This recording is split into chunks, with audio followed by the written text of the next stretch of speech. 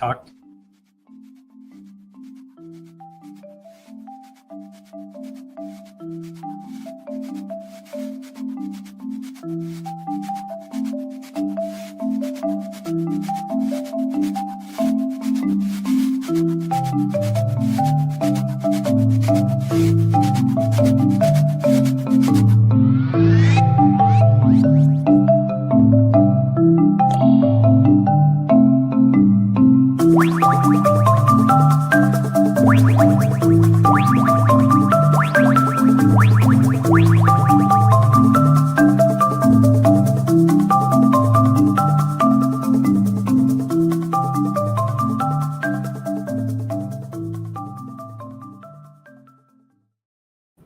How about that marimba music? And welcome everybody. Hello, I'm Alan Levine, and we are here for a second OEWeek Live today. And I forget, I have 10 or 12 of these this week. And these are just these things that I like to do during Open Education Week, where I just contact some colleagues and friends, and sometimes it's people I don't even know, and just say like, we just come on the web and just talk with no format or structure.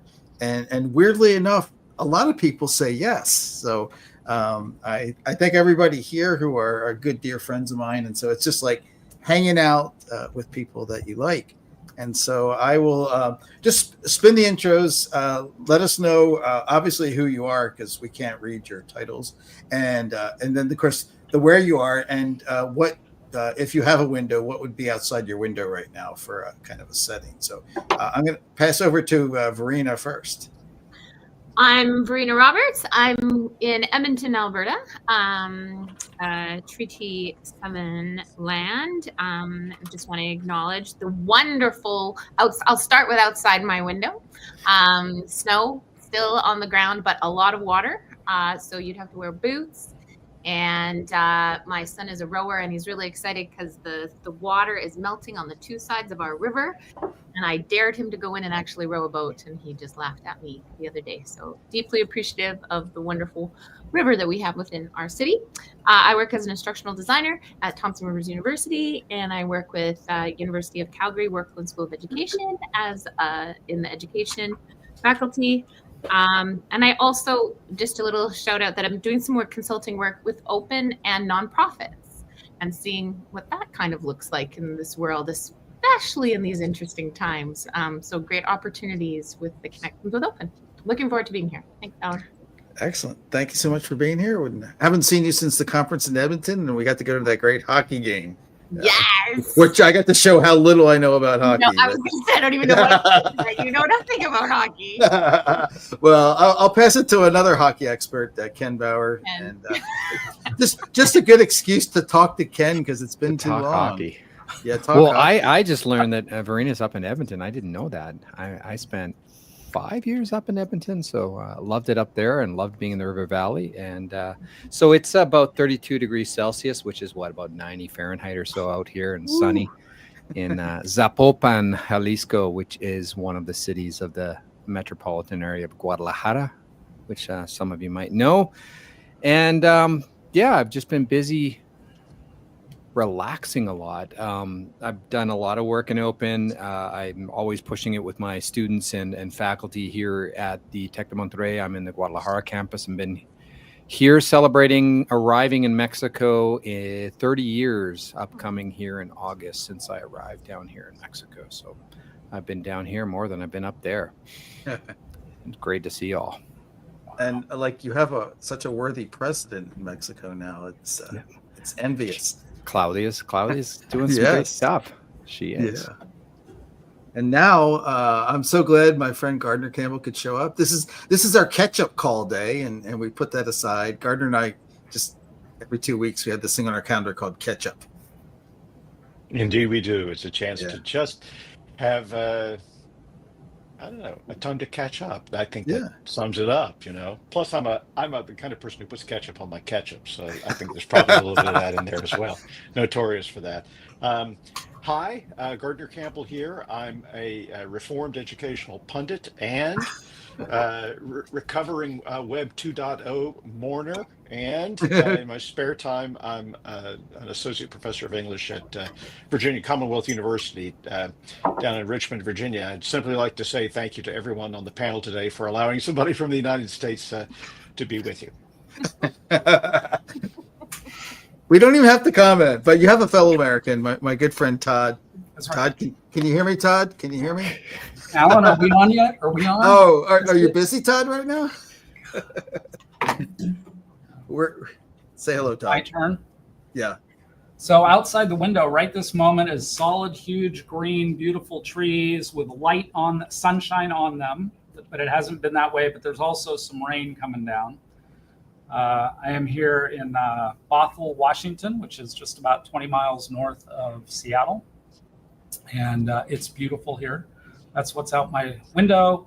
I'm an instructional designer here at one of the smaller of the 3 campuses. Gardner has actually been here to the University of Washington-Bothell. I have indeed. Yeah, my former boss got you up here, I believe, Andreas.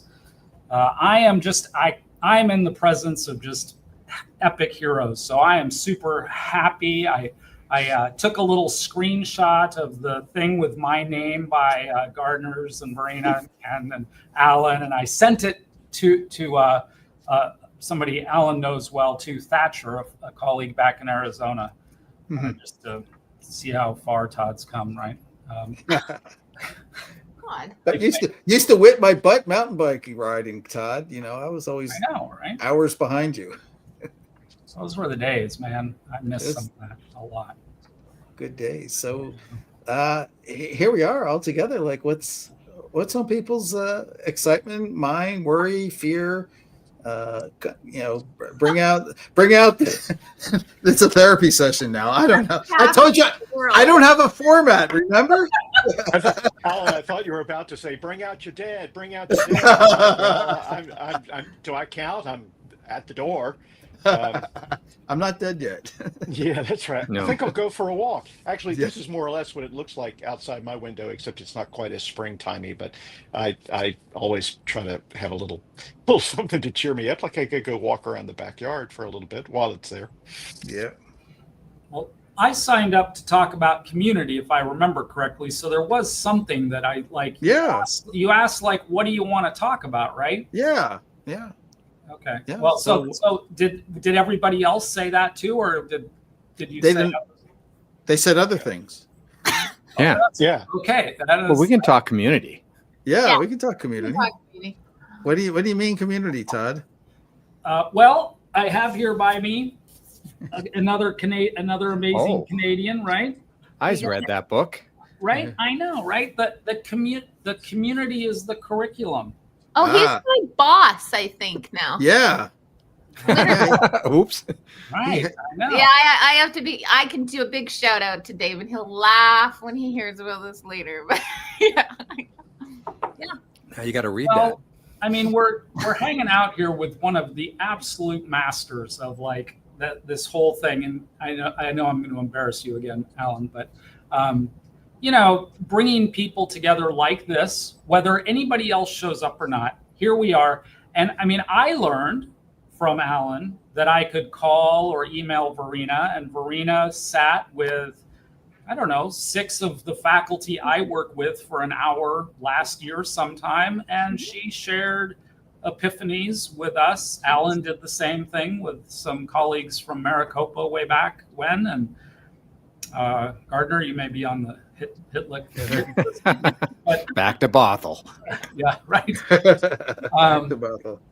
Yeah, but it's interesting because I feel like my progression.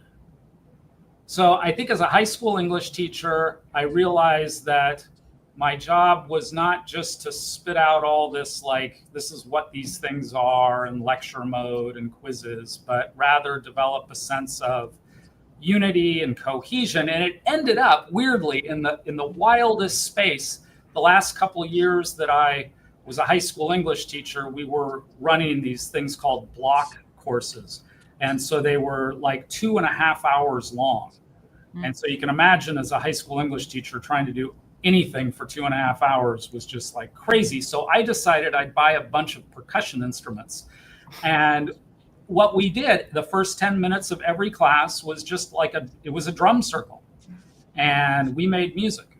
And there was something about that was both chaotic and like completely unscripted, obviously, but it was at times elevated us all to something that was so much greater than what I would typically think of in an English class. It was like a spiritual event for a second or two every couple of weeks. It was that amazing. Similarly, I think, so I learned that it wasn't just like teach English, it was make this community do a thing that was somehow like otherworldly. But in my current work, and this is like 18 years now as an instructional designer, I'm feeling that same vibe from this moment, in a way, right this second. I have felt that at times when people like Verena or Alan have come and shared stuff with my colleagues here, because it was kind of unscripted, kind of literally free, and very organic in nature. And it was just bringing people together in a way that wasn't a 1-hour brown bag workshop on PowerPoint or something along those lines. It was just different. And so anyway, I think that sense, and my hope, of course, is always that those people will then extend their communities in some fashion or extend their network. But it's just fascinating to me to watch Ken do his coffee things. And Alan, of course, Gardner, I know you've been on this a long time too, but that's where I'm at these days. Like it's become the job, not just this like other piece to the puzzle. And so I'm constantly, last thing I would just say, I emailed this person at the University of Glasgow in Scotland last March or April, somebody I did not know.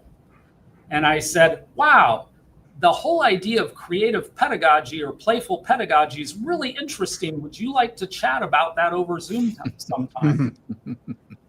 9 months later, we had, or less than that, probably 7 or 8 months later, we had 18 faculty, half from Glasgow, half from Bothell, working together to create all these different creative pedagogy little artifacts out there. They were videos, they were Padlets, they were writing, all kinds of interesting things.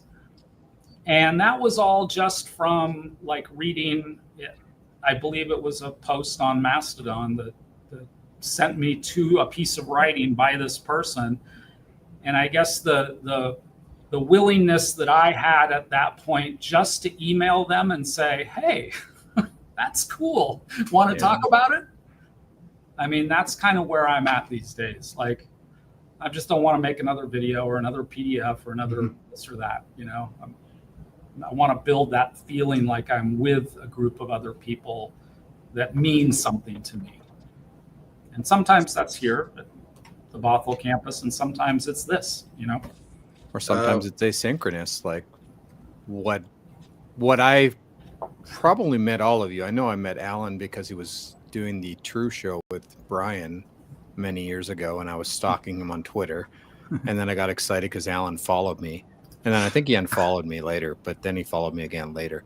But that was a way for those of us that felt we wanted some community that we didn't have in our physical spaces, and we found them. And I remember following Verena, and you had that picture where you had like the Canadian flag on your face. I think you remember many times on Twitter. And as always, we get to meet people, and then you figure out if they're shorter or small or taller, or etc. But that was part of our community, and I think that's something we've lost a lot. And then I know I met Gardner and went to your house when we were out at an event when I was hanging out with Alan, and it's it's something that I miss, is that community. I poured a lot more of my energy since going dark on Twitter. Actually, I deleted my account. Someone's taken it over, by the way. And which was maybe a bad idea. I always wonder, should I delete the account or should I just make it held? But I felt strong enough about that one that I deleted it. But I put a lot more energy into local community, especially what I'm doing. Todd mentioned block courses, and we call these things called blocks, but it's where we mash a bunch of courses together. And my students in 6th semester computing have a course, and this is the only course they take. There's no other. They don't take 6 courses. They have this one course for the whole semester with there's 4 groups of 30-something students, and I'm managing 20 professors across these groups. And it's trying to build community with them asynchronously as well as synchronously, and teaching them how to be better software engineers by communicating with each other. And not going off to hide in the corner, and let us know what they're working on, so that I can see, hey, I see you're talking about that in your team channel.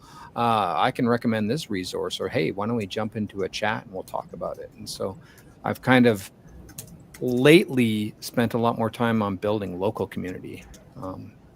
And I miss that community that we had via that other platform that no longer exists.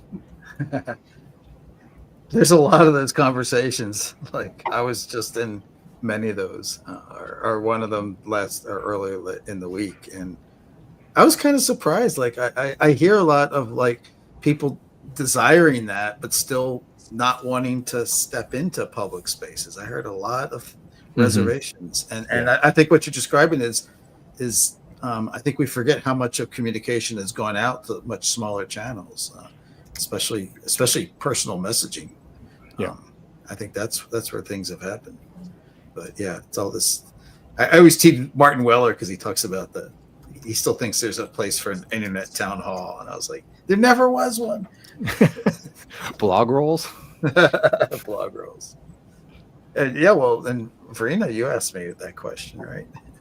Well, I'm working with nonprofits, as I said, and due to some situations going on in the world, they were choosing to get away from Google, for example, and they didn't want Gmail anymore. And so one of the questions I was asking Alan was, what are people doing if they want to change like a whole organization, basically?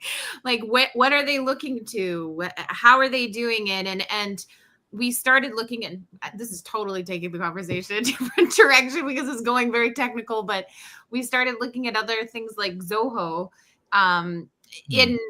based out of India. And although it's not all open, there are some features like Google. Like, we wanted to look at things that still have those collaborative tools because, well, I don't think I will ever be hired by Microsoft, but Teams does still frustrate me. So I can't do that, honestly. And I can't collaborate in it. And that community collaboration piece has always been a real strength of Google Docs, shall we say.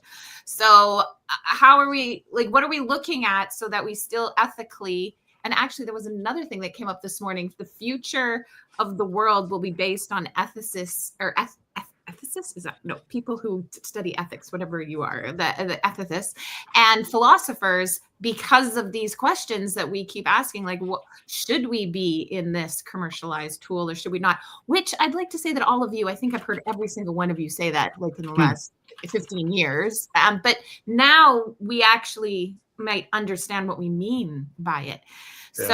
Yeah. So anyway, we're trying to figure out how to transfer a whole organization, nonprofit, to something that they feel safer about for multiple reasons. But yeah, that's what we've been kind of working on. And Zoho is we're having some problem. The interesting, I'm in Canada and a lot of my colleagues are in the US and we can't get all our emails, for example. So the IP addresses affect, like, things that are so easy. So we've used things in the past, as we well know, certain commercial tools. Now it's like, well, we're not. So what are we going to do to figure this out? Again, very open. We've had those conversations for years and we just did it, right? Like, learn HTML. You can't help it, but now you don't have to with the new WordPress. That is actually more complicated now than it was when. I'm going all over, but that's okay. Some of the things that we've learned through Open, like, are coming up now, and they make more sense because they're more authentic and relevant, perhaps, to more people. I guess that's but, yeah. Thanks, Verena. Well, thoughts on that, Ken? Do you agree or disagree? I don't know. It's hard. Like, I'm in IT, and the thing is, that's so sad. I mean, it was so great when we're talking about Twitter, and that's why I don't want to, conjure Beetlejuice. But things got so easy, which was great because it made it so much easier to just reach out and chat with people and talk with people. And we made these communities, and, someone dropped that point about Blue Sky there, and it's there, but I still, I don't know. I kind of lost my energy to jump in and do these things. Yeah. And I know we can create platforms and tools for people to use that are not the Google, not the Microsoft, not these other big platforms. But it's not easy for them to do it. And I'm in privacy and security. And my answer is, you don't roll your own security. You should be using tools that are already made because it's better and more secure, and rolling your own mail server. Nobody does that anymore. Not even me. And I ran mail servers. Like, I don't recommend doing it. Yeah. And so it's hard to get back to that. Plus, it just takes up so much more energy, and then we don't have energy to just chat or catch up. So it's hard, and that's why I feel a little bit, I don't know, paralyzed that I'm not jumping headfirst into Blue Sky. I mean, I'm there, and I'm on Mastodon and other places, but I'm sure my post per day ratio is much lower than it was 5-6 years ago. That's for sure. But I miss hearing random stuff. I miss, hearing what you're doing, or going out with soccer with the kids, Verena, and other things that I feel like lost a little bit of touch. Not that it's that important, but it, gave you a smile to your day, and you keep moving on when you're connecting with people, even in that asynchronous way. Yeah, that's important too. But rolling your own tools is hard. Yeah, and I don't want to be in a lot of the place. I don't want to be in multiple places. So and that's, it's already enough spent time if you're in one place.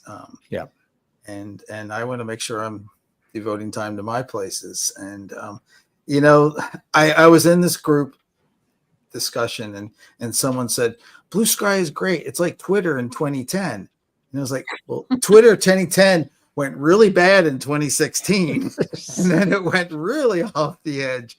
One of the people who's been writing like the most eloquently to me is Cory Doctorow, and he nailed it with Blue Sky. It's like, well, yeah, it's great. It looks like Twitter. It feels like Twitter. It's easy. It's familiar, and that's what people like. But he described it as a party in a sealed building with no escape, because it's a single entity still. And I don't think anybody said, like, at some point they're going to have to like figure out how to make money. Like, they can't pay for that. Yeah. And so at some point something's gonna bottom out on that. And I don't want to like say that because, I was right and you were wrong for being there. I don't care where you are. I think I feel like we get locked into like, we have to be in that place when really we can kind of like skim above and in and out. And as long as like some people can relay stuff from there, that's important. I'm okay with it. Yeah. I miss it though. I miss thou shalt not be named that starts with a T. Yeah. I'm still in grieving because of the community, getting back to it. Yeah. Yep. I don't think I've had a conversation with you, Rena, since we were out at a conference. And I know, when we were at a conference in Niagara Falls. Yeah, I can barely go to conferences anymore. But I was thinking, Gardner, I was at my first open conference in Vancouver, and you were the keynote, of course. That's how this works, that we are in groups one day meeting. And you were talking about that's not it at all. And I will never forget that. And that's what we're talking about with this Twitter social media community thing. That's not, how do we, if you were part of it, it was so cool. And then you felt it when it wasn't so cool anymore. And you're like, this isn't it. This isn't it at all. And many of us drifted, chose different ways, whatever, but nothing has come back to me that gave me that community that helped me for learning. Like I integrated it into my classes. Because you could make it so you could still see it for those who participated, and those who didn't want to, they could still do their own thing, and they could even write their little tweets and send them to you as like texts in your LMS, like you could really play with it in so many ways. And I guess I'm grieving it. You're making me all grieve that community. I miss Google Guacamole. She's out there. Laura's out there. But I'm not really there either. That's the thing is we're not going to the same place. So I don't see those people. And Laura would interact with my students lots. Or I would have a student, I remember publishing on their blog, and then I'd write something, and then Gardner went and put a comment on her blog, and she was so darn excited. It was just great. And I'm not doing that now. And maybe it's just because I'm a little bit tired and wanting to be in my own space as well. And getting old and crotchety. I mean, has everything gotten bigger? Like, is that the problem? Like it used to be kind of a small space, right? Yeah. I don't know. Maybe, but I think it wasn't just small, Alan, because I remember when I would talk to educators about Twitter and how Twitter was really important for me, because if I was looking for an answer to something, I'd just post out there, and Alan Levine would answer, or Verena, or Gardner, or Todd, or Brian, or someone would answer me. And I remember Alec Coro saying, "Careful, Ken, that's because you've spent a lot of time curating your followers and followees, and you can ask something, and Alan's going to answer you in 10 seconds. Other people are just shouting into the void. No one's answering them because they haven't built that community yet. Because you got to be careful saying that Twitter can give you this. It wasn't something instant. We were all with like 5 followers. And then, when you got lots, it's more of a community and it feels different. So I think it had to be big enough that it was big enough that there was always someone to talk to. And I think it's forgotten. Like it took time, like, cause and of course, those who were there, like in the first waves, it's like no one took it seriously. It was like a joke. Like if you went into a meeting and said like I'm tweeting, like you'd get like these funny looks. Of course, I'm live tweeting this meeting. Gotta have a back channel for something. My comments about the word back channel. And then when COVID hit and people were using back channel to explain the fact that the students are all talking about you behind your back, I'm like, that wasn't what back channel was with Twitter. And making you laugh during a Zoom meeting while in the back channel. Of course it was. Back channel. Yeah. Alan taught me a lot about the back channel, and we pushed that a lot when we were here with the group of educators from Guadalajara. That was easily probably the best time and project for every level of the participants and the people involved. I miss that. Yeah, miss some of those people, and that's where I probably have no contact with those people anymore because we were so heavily wedged into Twitter with that group. Yeah. I'm calling on Gardner. He's been pretty quiet. I see his brain working though. Mm-hmm. But I don't want to put you on the spot, brother. No, I mean, sure, you need to put me on the spot. Any teacher worth his salt should be putting people on the spot. Yeah, that was not what I meant at all. That was 2012, and I could see things. I could see things beginning to happen. Yeah. That, oh yeah, and I hadn't really. I would now think about aspects of that is not what I meant at all, in a way that would include things I've come to believe have been more kind of stealthily taking the magic away. And because with the benefit of hindsight, now I can see what smartphones really meant. I had a smartphone. Did I have a smartphone in 2012? Yeah, I did. Yeah. But it wasn't I don't had Facebook had either not acquired Instagram or was about to. Facebook was also something that was clearly struggling to keep up with mobile. And then something happened in terms of algorithmically driven monetization of always on connection to the internet. Something happened, some switches got turned all at once. And I taught a whole course about this. I won't drag us through that crematorium, but things started to burn up pretty quickly. And then the pandemic has been a huge challenge for me as an online educator, because I've been teaching completely online since the pandemic began. And it was completely magical at first because everyone was in the same, I guess we should be serious about our engagement because we could die. The thought of hanging on the morrow wonderfully concentrates the mind. Absolutely, it does. Now, a number of my online students seem to believe that it's just about quantities of work that they'll do and hand in. The whole idea that I've tried to bring into my teaching and keep going of being in a community. I mean, my friends, my students still blog on the open web and I knit it together using Feed WordPress. That's how committed I am to this stuff. But I have to do it on my own now because my school's platform went away because of security concerns, which really meant that they didn't want to spend money on the platform anymore. Right. It was a thing that got put together called Rampages. Tom Woodward was one of the great fellow architects and all of that. And so I could go on and on about this, and it would be just like Debbie Downer, which is a character I didn't even know existed until Saturday Night Live had its 50th anniversary. And but for me, what I said I wanted to talk about was unanticipated consequences, and it's one of the things that whole 2012 talk for me was about. And I apparently explained it so poorly that someone got on there's a modest comment thread on YouTube, and somebody's like, doesn't he know that Robert Mitchum is the villain in that movie? And I was like, yeah, I know that was all very deliberate, but maybe it was too inside film noir, I don't know. But the whole idea is that, and this has been so humbling for me, so many of the things I just said, yeah, gotta tear that down, gotta build this up.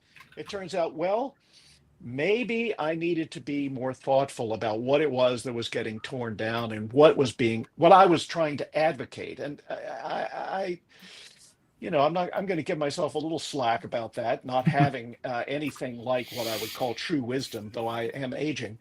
But the other part of it is, there's this idea that British philosopher and writer G.K. Chesterton had called the Chesterton fence. If there's a fence there and you're like, by golly, we ought to tear that fence down. Look at it. It's just there. The first thing you have to ask is, can you imagine why it was built? Can you think about what purpose it served? If you can't do that, you don't get to tear it down. And there were a number of things that mass education becomes Coursera. Coursera becomes institutionalized online program management. Massive open online courses becomes a way for institutions to start thinking about evergreen courses, which are put together by SMEs, which apparently I am one, though quickly aging out of the subject matter expert category. The next thing you know, it's all being run by AI on the back of unpaid or poorly paid labor. And there's all of this. So, that cry at the time had to do mostly with the idea of massive open online courses. It had to do with edupunk as well, which is something that troubled me a great deal when it happened. And I think it was in some ways where the community started to split. And I was very unhappy about that. But it mostly had to do with, wait a minute. So we got these things we said we wanted, and now it looks like it's on fire. And wait a minute. And So yeah, I was just trying to get after things like that, and so when Alan wanted to know what you want to talk about, I said unanticipated consequences and the humbling, the Beautiful. humbling of Gardner Campbell with I just read a piece about open access publication, Yeah. which is a great big deal. Scholars everywhere take up and Hmm. there's green and there's gold, and it turns out that gold is the one you pay for, so it's your Yeah, gold of and you pay course. with the gold. And then I read this article just a few weeks ago.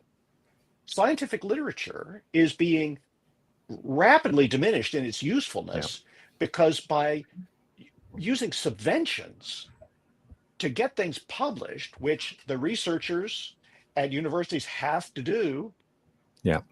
you're now funneling money directly to these publishers.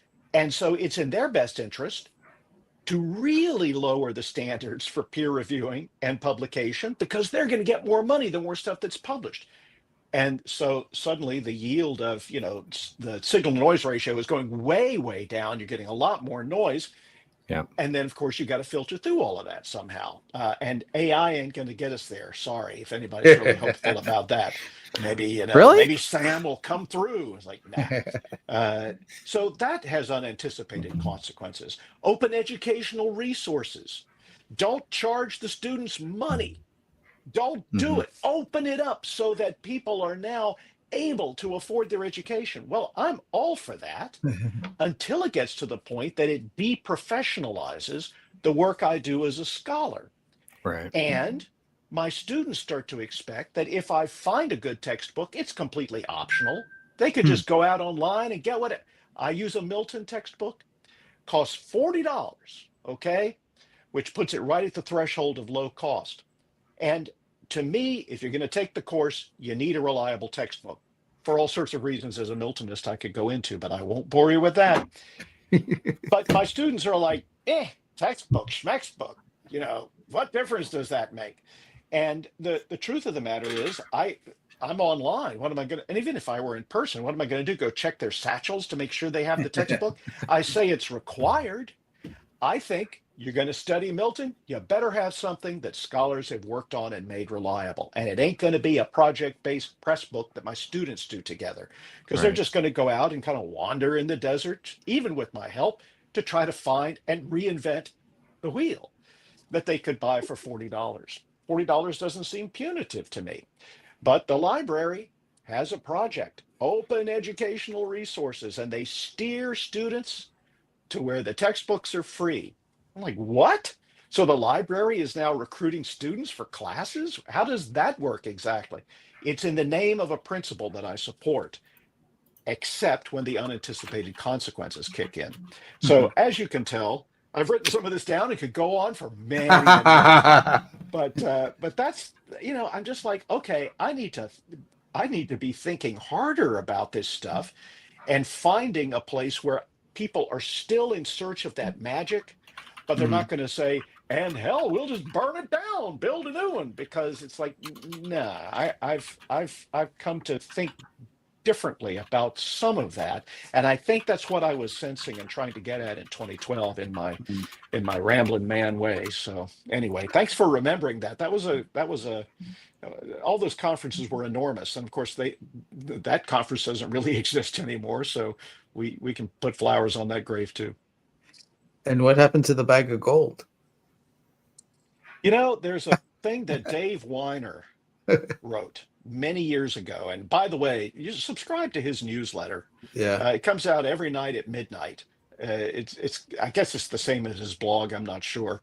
But yeah, don't get me started talking about blogging, because that is something I really, I'll cry big tears. You owe me a post, Yeah. man. Yeah, I know I do. I know. I'm thinking about it.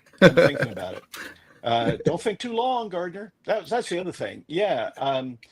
Before certain kinds of "Are you with us? Are you against us?" started happening, I felt a lot freer to explore things in my blog. Now I'm like, oh man, am I on the right side of history? Am I on the wrong side of history? Somebody gonna that's another thing that didn't happen in the early days of Twitter. I never expected Twitter to be something where people would eventually lose their jobs, you know, just because of the piling on. But I believe it was, if I recall, it was Dana Boyd who was at a conference doing a keynote where there was a back channel and she couldn't see it. Yeah. And people were laying into her viciously while she was presenting, and she didn't know what was happening. And you know, for the longest time, my colleagues would bring stuff like that up to me, and I'm like, yes, but you must know, I mean, that's an outlier, and there are these risks, and of course, but you must be brave, and blah blah blah blah blah. And then I was like, oh my God, where am I? I don't feel good here. And so where's the bag of gold? Dave Weiner wrote a thing called E3 for Poets. If you haven't read it, you ought to read it. It's you know, we talk about things like a domain of one's own and all that. This is maintaining your own server on the internet. And it's easy. Even if you're a humanities person, you can do this. Yeah, I would sometimes give that to my colleagues, and that would be like the end of the conversation. But I think that's what was necessary. I really do think that if it's free, you're the product. And that unraveled in spectacular fashion. We had a really good ride for a long time. But I rent space on a server, and my student blogs, they're on the server I rent space on. The discussion forums I run, they're on the server I rent space on. I would never, you know, and I do the best I can, but anyway, sorry, I've talked way too long. I think the bag of gold is still there. I think the bag of gold is still there, but I think it requires study and commitment. And for a while, it looked like we might be able to do an end run around study and commitment. If we had the tude, man, if we just had the tude, we would do this thing, because we had this embarrassingly large suite of free things that the corporate overlords had not yet figured out how to drive people into, you know, brain death. But they figured it out now. I can tell you that for nothing. They have figured that out. And there's still lots of great connection that happens. Still lots of magic that can be there. But, oh, man, it's not what would have happened if we'd had E3 for Poets. If people had really said, golly, maybe I need to understand something about computers. Maybe I do. You know, and so anyway, I have happy things to talk about too, but there's no time for that now. I just have to say, like, I could listen to that video of the bag for gold. I can hear myself laughing in the audience. That was a magical moment. So, well, you know, that's kind of you to say, and that's really kind. That podcast in our time is still going. And what do I mean, that podcast? The whole thing was, I led with this podcast on the music of the spheres. And that, you know, this stuff is still possible. I know it is still possible. There are places where I still feel that tingle.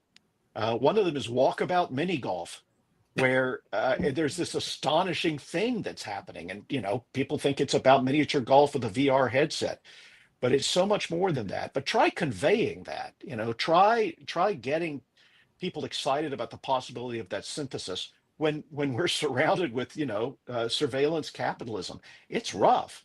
And right now, you know, it's like, I can never remember which is the worst, DEFCON 1 or DEFCON 5. If somebody can help me with that. Is it 1 that's the worst, or 5? Is it 5? I think 5. Okay. So it's like a 5-alarm fire. Yeah. And, I think of the Andromeda strain where they kept going down, you know, into the ground. Yeah, that's right. Red level 2. Yeah. You get to the very bottom and you just, you're looking for 5 is the worst. You're kissing Elon Musk at the bottom. Yeah. Thank you. Now, Ken, 5 is you're right. 5 is the least. Yeah. I just checked. So 1 is the worst. You checked. Did you check on Google?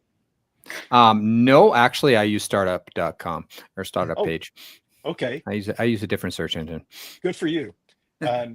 Google's AI overview now has ended up in some of my students' plagiarized work. Oh, it's nuts. But the weird thing is, I can find it now. Whereas how could you find AI stuff? Well, now Google AI overview. Yeah. So anyhow, now you've got me talking about generative AI, but it's all your fault, Alan. I hear it's hot. You could have drowned me when I was a puppy. I'm gonna have to look at that. Thank you, Gardner. We don't need to hear any more from you. You might have to Google it, Ken. Don't make me create a ChatGPT account. I still haven't yet. So you don't do it. Yeah. Nope. I read their terms of services when I Yeah. finally could. Before Yeah. you couldn't even read it before you signed up. Yeah. I'm the nerd Yeah. who reads those. Have you seen the Adobe ads for generative AI? It's all about who has time to actually read stuff, especially in the humanities. What you really need, and there's actually a commercial, very attractive young woman who's trying to get to her computer science work because that's what really matters. So, this is what's going to help you get through those interminable times when you're actually, wait for Filter it, sitting courses. and reading literature carefully. What? Who has time for that? So, you just feed, Moby Dick, Paradise Lost, To the Lighthouse, the complete works of Emily Dickinson, pick one, into, generative AI. It will give you bullet points, summaries, which that's all you need, right? Then you can get back to what really matters. So, Cole's notes, remember that? Verena? Those were the I good do old days. actually. Yeah, I do remember. Yes, I do too. I was just thinking. Cliff notes. What about Cliff notes? Yeah, no, I was teaching my my issues in teaching and learning class, and they were learning. It's like the history of education, and the first one's standardized education. And to make it exciting, I made a song using AI for standardized education, and it is like factory. It's awesome. Like it's got a great refrain. I should actually find it and send it to you just because it's hilarious. It should be good, thing to go. And that's all they could sing, and they're like, "We've read the book." Because I made the cool fancy magic, which I think is your point, Gart. That's not it. That's actually not it at all. Which I tried to explain to them. I'm like, this was just to grab your attention. This was just. This was the drumming at the beginning of class, and the class goes for 2.5 hours with Todd. Yeah, that's a great story. That is an absolutely great story. And the thing underneath all of that is why is it that it's not clear to students that's what not bothered it? me. And I was teachers. It was teachers. Don't you see a problem with I'm this? not surprised. I'm like, this is a song summarized, and I had to put it through multiple AI tools actually to get to the song, which I tried to explain even that to them. That you couldn't just do it just by putting get in an AI just to plug it through all the AI. You can't. Yeah, I think you have to do multiple AI tools to. Well, probably tomorrow you could. Tomorrow you'll be able to do tomorrow, that. tomorrow. Well, no, this has been a couple of months now. Actually, I'm quite impressed that this has lasted this long. But the cool thing was with the song, I didn't hear the difference. It was like rock, like country, whatever, and it was the same lyrics every time, and I didn't even know. Like that's how indoctrinated I was in my own song, but there was nothing in the song. It was just the basics, factory, everyone listening. Like it was like a Pink Floyd song, but they're much better. It was like the same lyrics, right? Like it wasn't. And they're like, yeah, we know the whole chapter now. Yeah, and I'm we like, got it. No, you don't. Not at all. Not at all. Yes, that's not it at all. What is it? What is it? I'm looking for a particular orientation towards the world made of curiosity, desire, humility, passion, joy, mischief, but in the good way of trying to build something out of a kind of puckish devotion to every now and then just kind of flick something, see what happens. All of that has to be done with great care and devotion, and it's the kind of thing that I think wisdom is made of. But my students, some of them are still very interested in that. I still have some magical experiences, but more and more of them are just like, I don't get it. What is this it? What is this thing that you keep going on about, Dr. Campbell? And so some days I wonder, I don't know, what is it? Maybe I was just making it up. I don't know. It's difficult times. That's a great point, Kay, about time. Yeah. in the chat. It's Yeah. the previously inconceivable too, though. Remember way back Sammer, that's still not documented in any way, shape, or form, and everyone's always like citing it, and I'm like, you can't do that, but they do.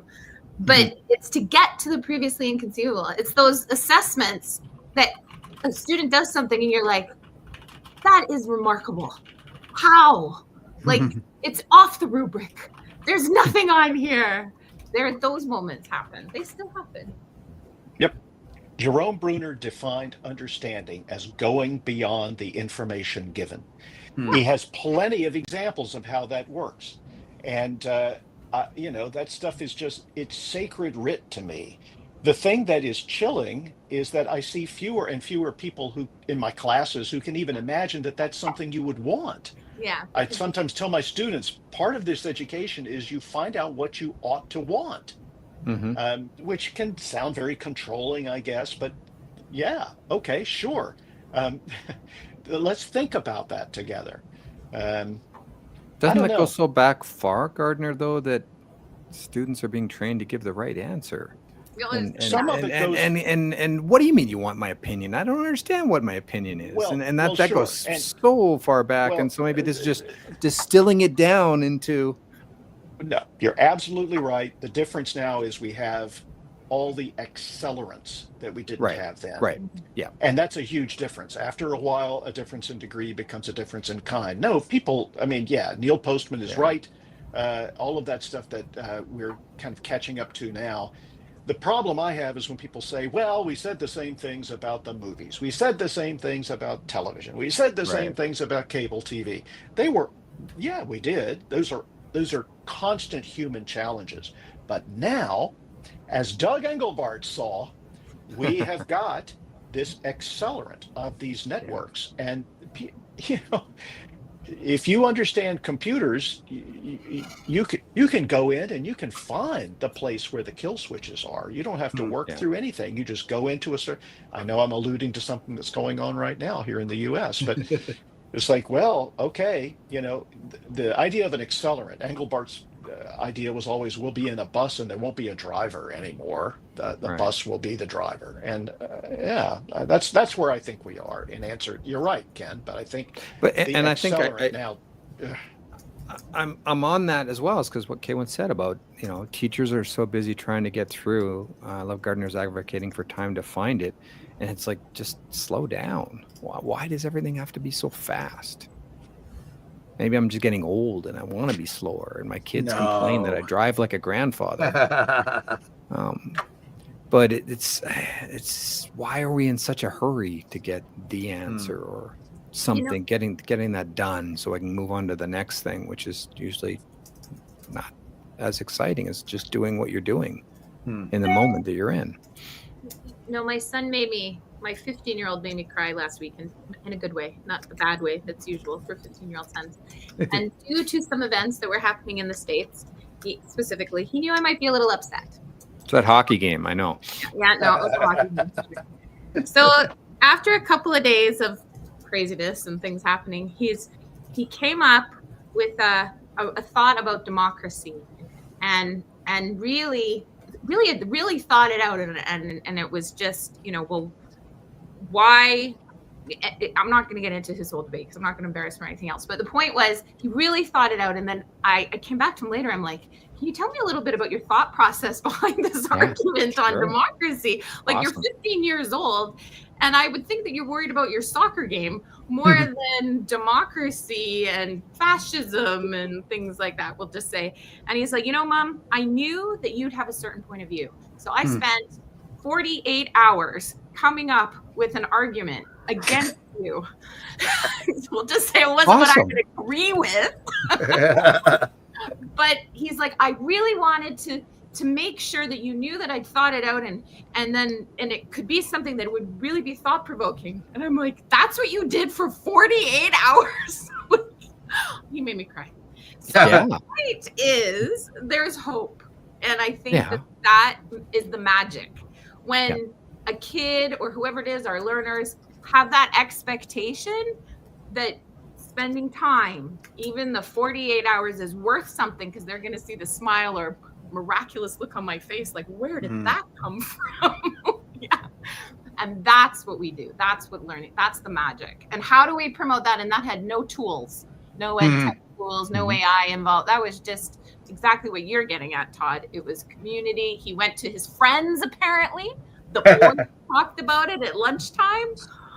Like, it was well, as you do at lunchtime, of course. When you're 15 in 2025, this is what you talk about. I'm like, whoa. And no, they didn't go on their phones to get any advice. They talked with each other, just like we're doing right now. Well, and speaking of lunchtime, Lovely. there is that video that's out there that's kind of gone viral about kids in the late 90s during their lunch hour. And it's gone viral because they don't have smartphones. And so a lot of my students look at that and go, whoa, what is that about? and they express this like, oh my gosh, I wish I could live in that world. Same thing happens when I teach the end of my intro film unit, which is 3 teen films all in a row, American Graffiti, Dazed and Confused, and then Fast Times at Ridgemont High. And it shocked me the first time, just a couple of years ago, that a student said, wow, it must have been so great when they didn't have phones back then. And I thought, oh my gosh. And I wanted to say one other thing, and then I'm not going to say anything more because I talked too much, but Todd brought up teaching is a subversive activity, and I have a little story about that. I thought that was just like that, and I love that book. But I brought it up to Alan Kay, who's this great computer pioneer and just unbelievable, and has been so generous with his time, just letting me natter on. And he said something that shocked me. He said, "Yeah, but do you know about the other book?" I said, "No." If it was Alan, it was a Dynabook. No, yeah, you think. I know Alan. He said, no, it's teaching as a conserving activity. Oh, look That's at it. you, Todd. And good on you, because no, to my shame, I didn't know about that. And Postman wrote that after he wrote Teaching as a Subversive Activity. And he said, you always have to do what he called vice versa. Yes. You've got to look at the other side of this as well. And that's the part that I wish I had read that book before 2012, before 2009. I wish I had even known it was there, but we were all talking about teaching as a subversive activity in the first decade of the 21st century. Only the yin and not the yang. Latching onto that. So we were like, oh my, exercise is good. I think I will only ever exercise. I'll never do anything else. And then you die. So anyway, it's interesting though we can, and Verena's son and his colleagues show that you can. I mean, I think, as Todd or someone mentioned about social media, and I've only got this on my phone, and I just moved them all from my phone. Like, you can, you can do it, right? Or like at the start of this call, which is I don't know, we call it a call anymore, but Alan was saying we could just pick up a phone and they're joking about it. And we can live like it's 1990 again. In many ways, we don't have to be slaves to these communication channels. We can go back to others. Like, jump in a plane and go visit Alan, Saskatchewan. Maybe in the summer, but when not in the winter. Ken, when is EduCoffee going to happen? I need the schedule. Well, it runs at a fairly irregular pace. It's generally when I announce it on social media, but I don't go on social media much anymore.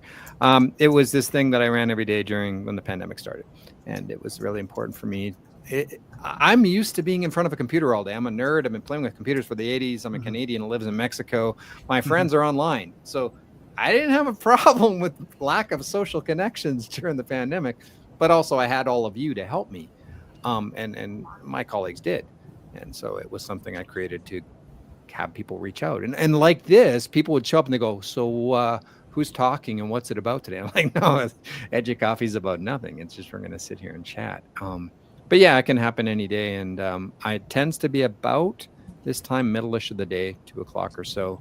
I need to get it happening again, because I always said even when the pandemic was over, we would still do this, because I think it's important to get together in groups like this and share thoughts. And all of you said something that just really got my brain going into something I need to do, or something I want to do, or triggered an activity that I want to do. And I think that's what all of this is about.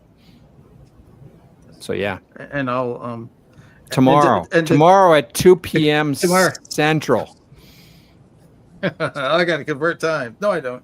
But I know it was Todd when you did the what was the blogging challenge? The 5, 15, 22, 36, whatever.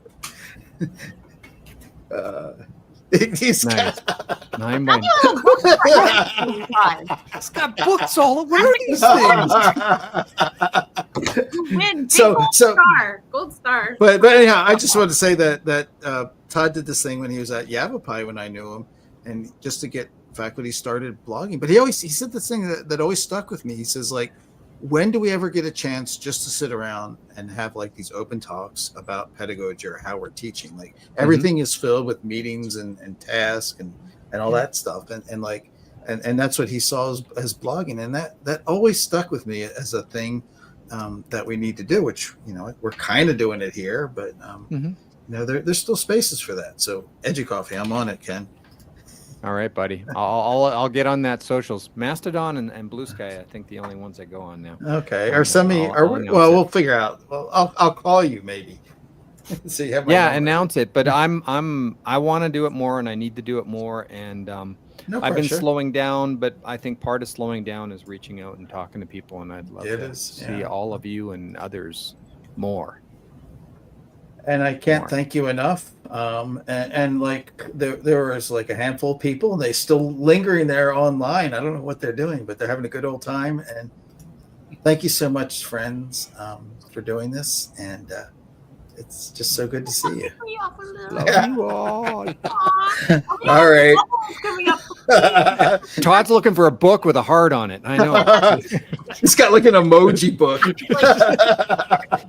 So what do I have? Todd's books are legendary. He's got like this infinite book. There we go. Oh, He's got the easy button. Staples button. Close. All right. Thank you so for doing much. this, Alan. This has been great. It's Really. been great. Yeah. Thank you. Thank you. It's Bye. lovely to see you all. See ya.